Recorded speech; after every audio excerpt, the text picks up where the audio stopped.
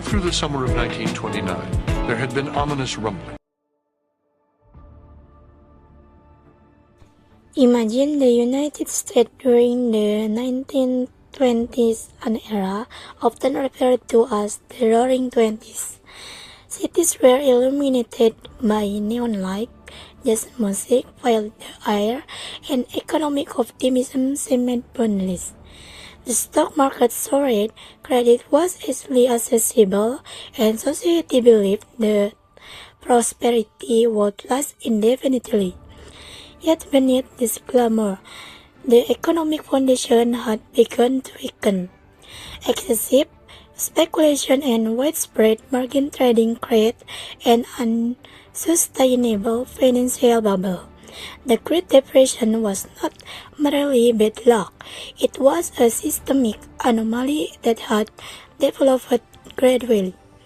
Many believed that the 1929 Wall Street crash was the single cause, but this interpretation proved to be a misleading oversimplification.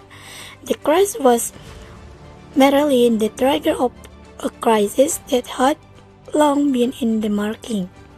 The roots of the crisis had been planted in the aftermath of World War I. Nations attempted to return to the gold standard to restore exchange rate stability and international credibility.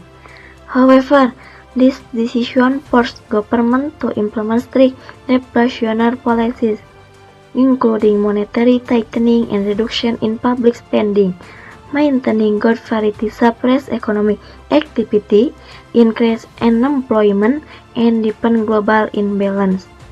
Countries lost flexibility to conduct independent monetary policies, rendering them incapable of responding effectively to economic contraction.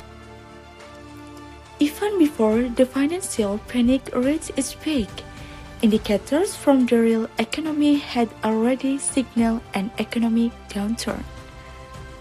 Manufacturing output in the United States began to fall as early as mid-1929, accompanied by a decline in investment and consumption. Demand for durable goods weakened, and firms began to cut their workforce. Economic data showed that the fundamentals had been deteriorating long before the stock market crash. At the time, classical economic theory dominated policy thinking. Economists believed that free market mechanism would automatically restore equilibrium to price and wage flexibility. Unemployment was considered a temporary phenomenon that would eventually resolve itself. However, the reality of the Great Depression refuted these assumptions. Falling prices increased the real burden of debt, while declining wages reduced purchasing power.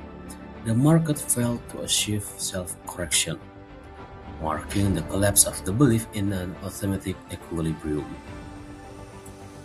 Amid the failure of classical orthodoxy, John Maynard Keynes introduced revolutionary perspective. He argued that the core problem lay not in supply but in the collapse of aggregate demand. As private sector confidence deteriorated and investment stagnated, the economy entered a dangerous contractionary spiral. Under such conditions, only the government possessed the capacity to revive economic activity through expansionary fiscal policy. The banking crisis further intensified the situation by destroying financial intermediation. Thousands of banks failed, triggering widespread panic and massive bank runs. However, the losses extended beyond the disappearance of money. Valuable information, capital, regarding borrower credibility was also lost. Information asymmetry led banks to impose extreme credit rationing, preventing even creditworthy borrowers from obtaining financing. In an attempt to protect domestic industries, the United States enacted the Smoot-Hawley Tariff Act in 1930. The policy significantly raised import tariffs with the expectation of boosting demand for local products. Instead, it provoked retaliatory measures from trading partners, leading to a collapse in international trade by approximately 50%. Export-dependent sector experienced sharp contraction, exacerbating the global economic crisis. Hope began to emerge when Franklin D. Roosevelt assumed the presidency in 1933. Through the New Deal, the government launched a series of initiatives aimed at economic recovery, including infrastructure projects, labor-intensive programs, and financial system reforms. The establishment of the Federal Deposit Insurance Corporation restored public confidence in the banking system by guaranteeing deposits. Additionally, new regulations such as the Glass-Steagall Act strengthened financial stability. The Great Depression left a profound intellectual legacy for modern economic theory and policy.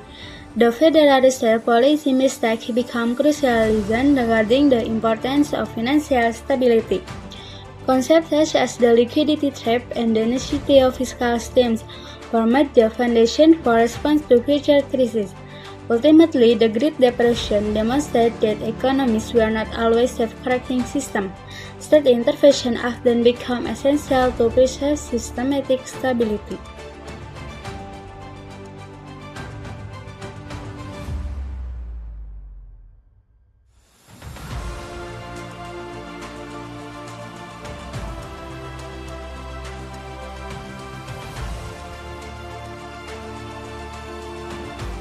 In the summer of 1929, there had been ominous rumblings.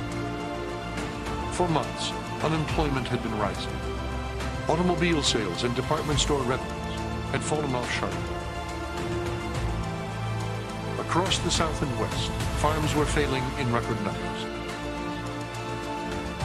And still on Wall Street, the delirious optimism continued, undimmed. On August 27, 1929, the Dow Jones average reached its all-time peak as an army of frenzied buyers descended on New York, desperate not to miss a single day's trading, swamping the hotels, camping out on the street in front of the stock exchange, and in the tiny graveyard of Trinity Church on Broadway, where Alexander Hamilton lay buried. What caused the crash of '29 was excess speculation. What had happened was that the American economy as a whole had begun to cool starting in 1928, and the Wall Street economy disconnected from the underlying real economy and became a speculative bubble. And this fueled this speculation that just took off and took off and took off until, again, one day somebody woke up and said, this has gone too far. There's an old story about Bernard Baruch, that he had his shoes shined